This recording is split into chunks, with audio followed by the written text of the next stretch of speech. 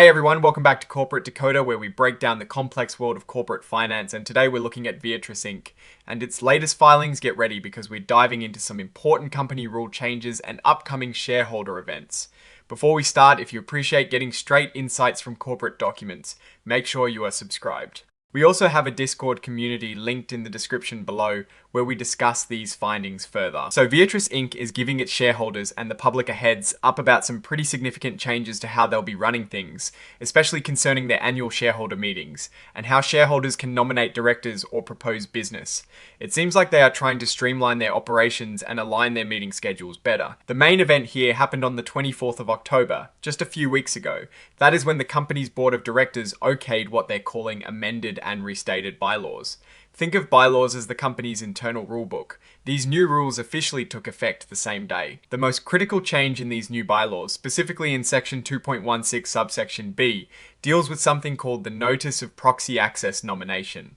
This is basically the deadline and procedures for shareholders who want to nominate someone to be a director or suggest other business to be voted on at the annual meeting. The update clarifies what happens if the annual meeting date shifts significantly more than 30 days before or more than 60 days after the anniversary of the previous year's meeting.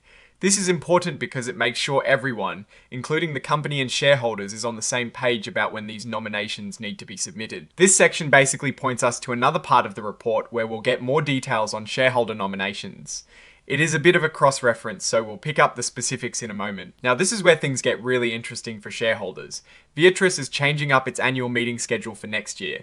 They're going to hold their 2026 annual meeting of shareholders on May 15th, 2026. This move is described as a way to get onto a more standard annual meeting cadence and to drive more efficiency. We'll get more details about the time and exact location in their future proxy materials.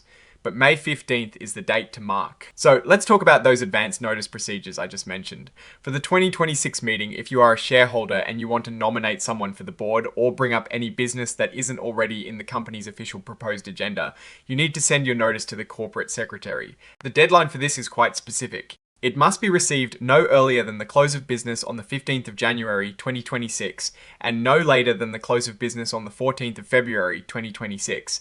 And of course, you have to follow all the other rules laid out in those new amended bylaws. Now, for a potentially more powerful tool for shareholders, there is something called proxy access. This lets certain shareholders, or a group of up to 20 shareholders, nominate directors to be included in the company's own proxy statement.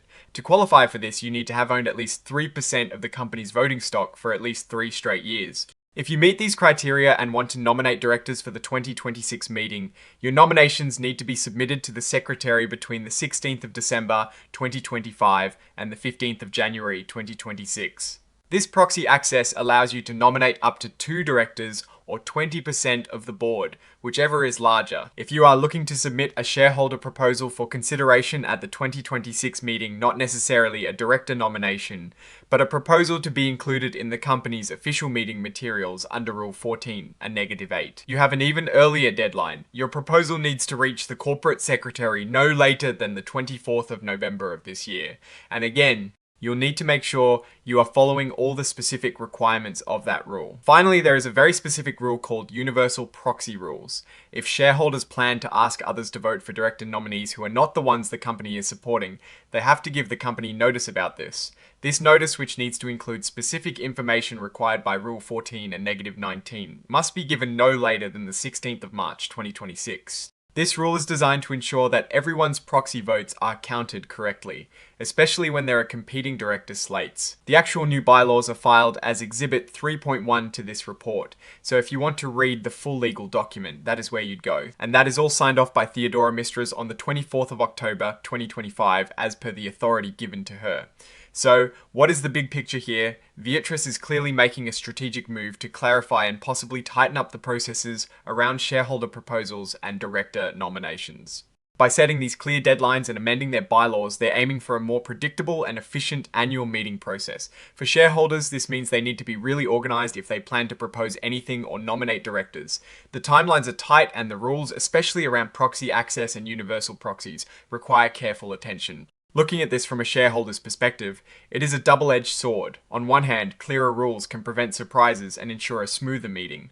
On the other hand, some might see these tighter deadlines as an effort to make it harder for activist shareholders or dissenters to get their voices heard. The key takeaway is that Viatris is structuring its governance for future annual meetings, and shareholders who want to exert influence need to be proactive and knowledgeable about these new procedures. There aren't any specific financial tables in this particular filing, which focuses more on governance updates. But these changes could indirectly impact future shareholder engagement and the company's strategic direction as influenced by its owners. The company's underlying financial health and strategy are, of course, detailed in their other filings. But this report frames how shareholders can participate in shaping that future. Alright, that is our breakdown of Viatris Inc. Latest filing, what is your take on these new bylaw changes and what they signal for the company's future? Do you think this makes it easier or harder for shareholders? Drop your thoughts in the comments. If this analysis was valuable, hitting that like button really helps, and subscribe for more deep dives. Don't forget to check out the Discord in the description. Thanks for watching. See you next time.